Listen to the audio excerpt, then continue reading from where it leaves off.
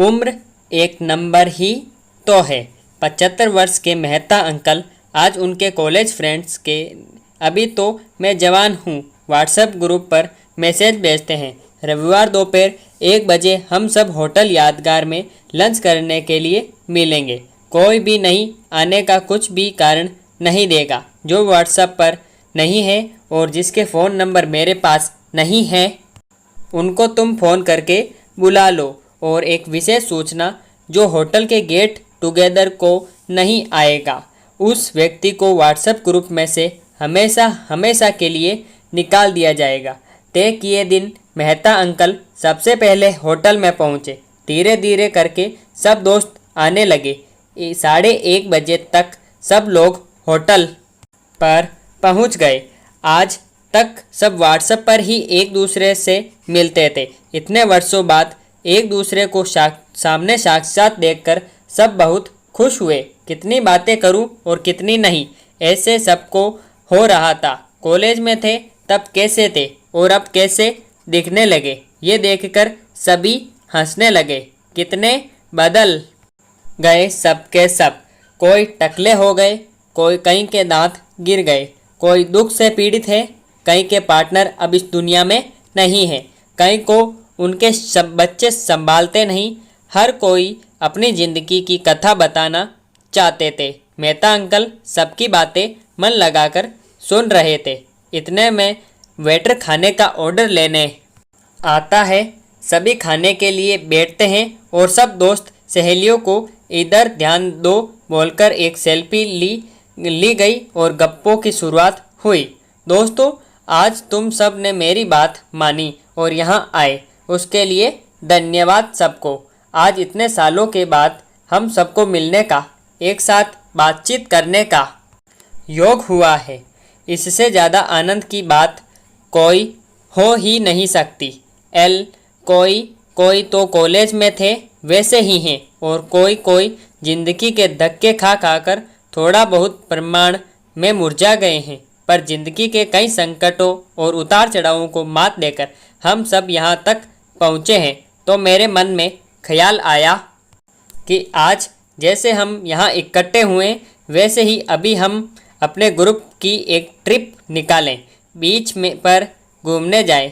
Mehta uncle के बीच पर घूमने जाएं। ये सब सुनते ही खाना चाचा और मात्रे आंटी हमें चलेगा बोलकर झट से तैयार हो गए।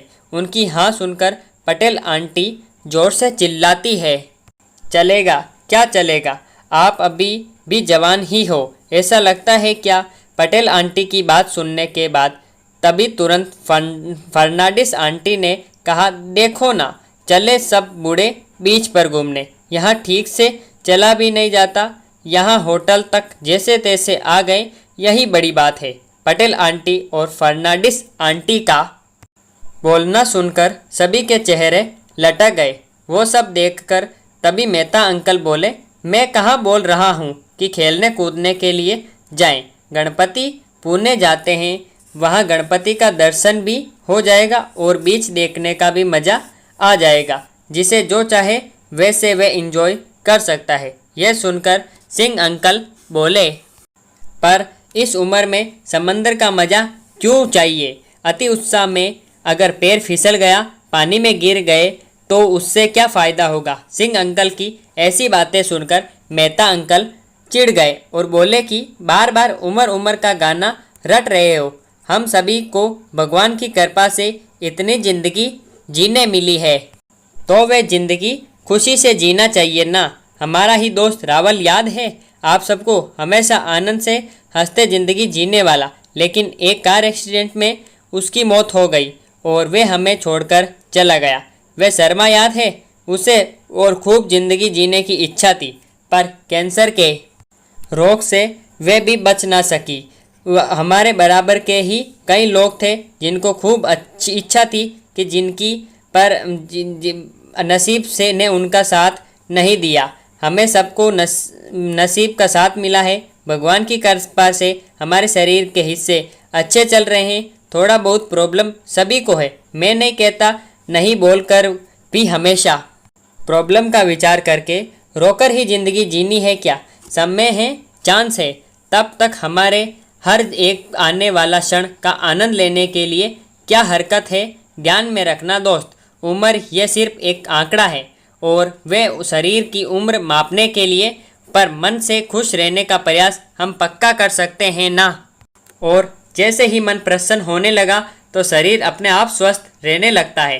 तो मेरे सभी जवान दोस्त और सहेलियां, ये पूरे सप्ताह में तुम खुद को गुलाब दो, खुद को ही चॉकलेट दो, गिफ्ट दो। अभी मैं हमेशा खुश रहने का प्रयास करूँगा या करूँगी, ऐसे खुद को ही प्रॉमिस करो।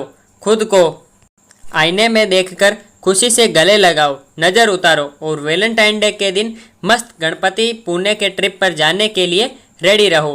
फिर देखो आप सबको डराने वाली ये उम्र कहाँ से कहाँ भाग जाएगी और नए तरीके से ज़िंदगी जीने की शुरुआत करेंगे। मेहता अंकल के ये उत्साहित शब्द सुनकर वैलेंटाइन डे के दिन गणपति पुणे में मिले, ऐसा प्रॉमिस करके सभी अपने अपने घर निकल गए। दोस्तों सच ही तो है, उम्र एक नंबर ही तो है।